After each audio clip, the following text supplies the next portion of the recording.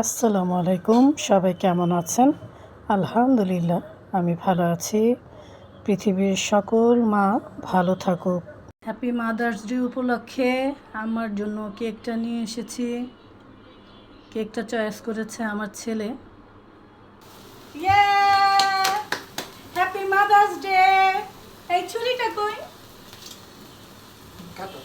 দাঁড়াও দাঁড়াও, দাঁড়াও না আমার, আসো কাটি, এটা থাকুক। বিসমিল্লাহ, happy mother's day, happy mother's day. হ্যাঁ, দাঁড়াও আমি খাওয়াই দিই তোমাকে, কারণ মাদার্স ডে তো। হ্যাঁ, খুব সফট কেকটা। বিসমিল্লাহ। কেমন টেস্টি? তুমি খাও ইয়াকে।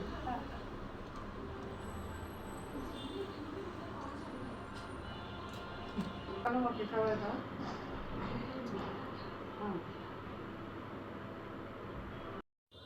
এদিকে আমার ছেলেও আমাকে মাদার্স ডে উপলক্ষে কেকটা খাইয়ে দিল। দোয়া করি আমার ছেলে অনেক ভালো থাকুক, সুখে থাকুক, জীবনের পথটা যেন তার সুন্দর হয়, সব সময় সেই দোয়াই করি। এই তো এভাবেই ছোট পরিসরে আমরা মাদার্স ডেটা পালন করলাম। ঘর থেকে আর কোথায় যাব, তাই ঘরোয়া পরিবেশেই মাদার্স ডেটা আম্মাকে নিয়ে পালন করলাম। চলে আসলাম রান্নাঘরে। এখন একটু খিচুড়ি রান্না করব সাদা করে। মুগ ডাল নিয়ে নিয়েছি, পোলার চাল ধুয়ে নিয়েছি, এখন তেল দিয়ে দিচ্ছি। আর আমি বাসা থেকে গরুর মাংস রান্না করে এনেছি। মাদার্স ডে উপলক্ষে সাদা খিচুড়ি, মাংস আর সালাদ এগুলোই খাওয়া হবে আজকে।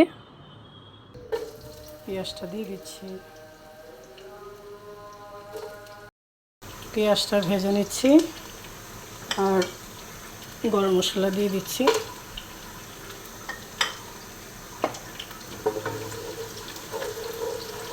খিচুড়ি রান্নার জন্য গরম পানি বসিয়ে দিয়েছি। আজকের খিচুড়িটা হবে একদমই সাদা।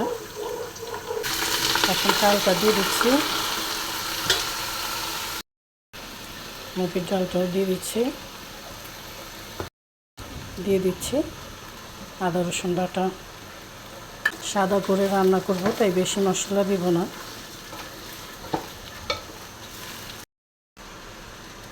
গরম মশলার ফাঁকি দিয়ে দিচ্ছি, আর দিয়ে দিচ্ছি হালকা জিরে ফাঁকি, লবণ দিয়ে দিচ্ছি কাঁচামরিচ, আর ঘি দিয়ে দিচ্ছি।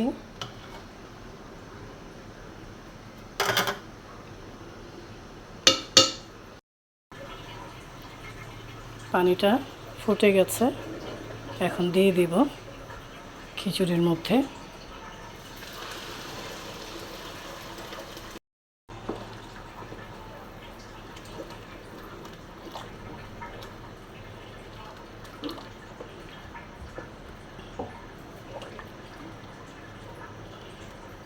এই যে ঝিনুক সালাদ কুটে নিচ্ছে।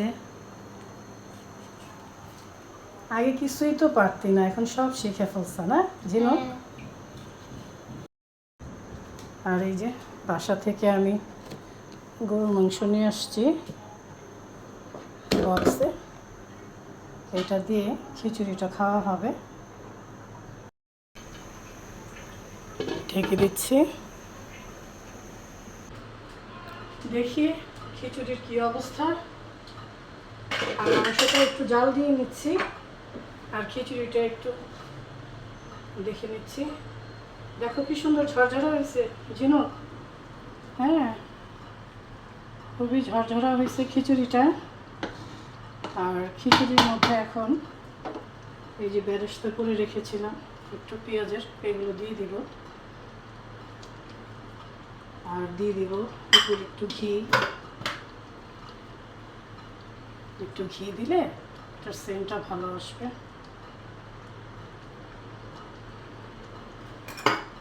আর মাংসের উপরে একটু জিরে ফাঁকি দিয়ে দিচ্ছি আমি।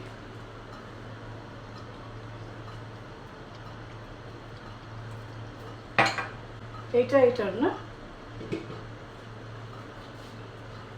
আর এই যে হয়ে গেল রাতের খাবার আজকে, আর সালাদ করা হয়েছে।